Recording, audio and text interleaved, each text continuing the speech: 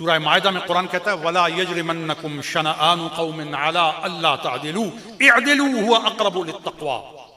फरमाया लोगों, किसी कौम की दुश्मनी की वजह से तुम्हें वो पसंद नहीं है, तुम्हें वो अच्छे नहीं लगते।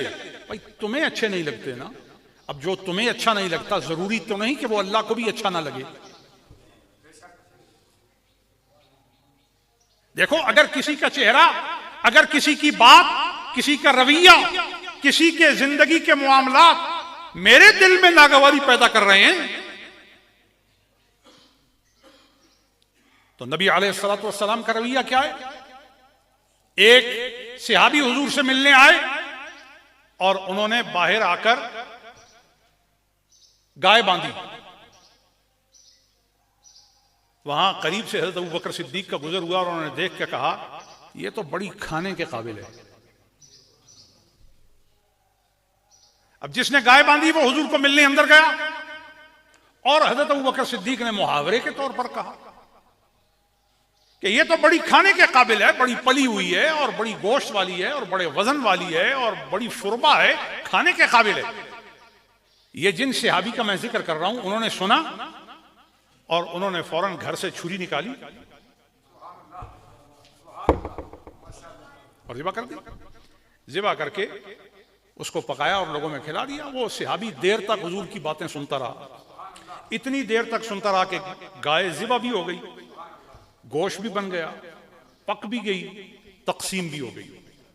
अब साहब अंदर से जब निकले तो गाय की जगह चमड़ा था। बड़े परेशान हुए और कहा मेरी गाय कहां गई, कौन खा गया? उसको किसी ने बताया कि फलां जो सहाबी है उसने तेरी गाय ज़िबा कर दी। उन्होंने उनके घर के दरवाजे पे दस्तक दी। उन्होंने जब गाय वाले को देखा तो दरवाजा खोलते ही भाग पड़े। अब ये आगे आगे और वो पीछे पीछे, गली गली, कूचा व कूचा, वो नगर नगर फिरते फिरते किसी एक खुले दरवाजे में घुस गए और वो खासा दूर था, ये भागने में भी तेज थे, तो किसी एक के घर में घुस गए और वहां सेन में चारपाई देखी, चारपाई के नीचे गड़ा था, वो उस घड़े में घुस गए, ऊपर घास कर लिया। इतने में हुजूर भी तलाश में निकले और हुजूर उस घर में पहुंच गए और घर वाली जो खातून थी उससे पूछा वो किधर है? उन्होंने मुंह से कहा पता नहीं, हाथ से इशारा किया उधर है। अब हुजूर ने घास ऊपर से हटाया और उनको नीचे से निकाला और फरमाया ये गाय तूने ज़िबा की? अर्ज़ किया रसूलल्लाह हाँ मैंने ज़िबा की। मैंने कहा अबू बकर ने कहा है तो बात सच्ची हो जाए। उन्होंने कहा ये खाने के काबिल है तो मैंने खिला दिया। फरमाया अब उसके पैसे कौन देगा? कहा बस मैंने तो बात पूरी की थी, पैसे तो अब आप ही देंगे। उस पर हुजूर मुस्कुराए और मुस्कुरा कर फरमाया ऐसा करना चाहिए था। अर्ज़ किया रसूलल्लाह करना तो नहीं चाहिए था, लेकिन बात अबू बकर की थी, मैंने पूरी कर दी।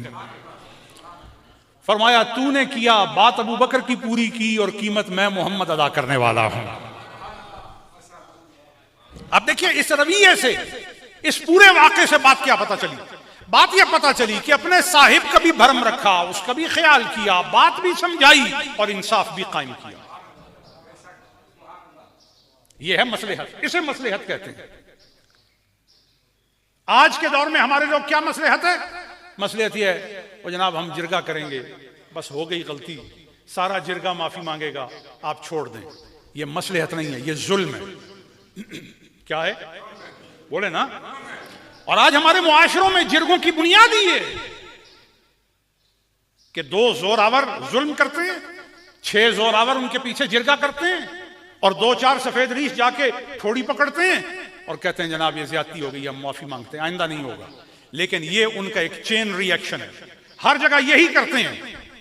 तो फिर ऐसे से मुआशरा बिगाड़ का शिकार होता है, खराबी का शिकार होता है, फितने का शिकार होता है, हुकूक तलफ हो जाते हैं, इंसानियत नहीं रहती, जरूरतें पूरी नहीं होती, किसी के लिए अमन और अमान नहीं रहता। इसलिए कुरान कहता है इअदिलू, कुछ भी हो जाए इंसाफ के तराजू को किसी तरफ झुकने न दो और उसका मीजान पूरी कुव्वत के साथ अपनी जगह कायम रहे। हाँ, तराजू को कायम रखना तुम्हारा काम है, बख्शिश से फजल अता करना यह हमारा काम है। यानी कीमत चुका दी मगर उसे कुछ नहीं कहा, कीमत चुका दी मगर उसे कुछ नहीं कहा, तो पता यह चला कि दिलदारी भी करनी है और इंसाफ की रवादारी भी रखनी है। इअदिलू हुवा अक़रबु लित्तक़वा, इंसाफ को कायम रखना है। इंसाफ को कभी जुल्म से आलूद नहीं होने देना।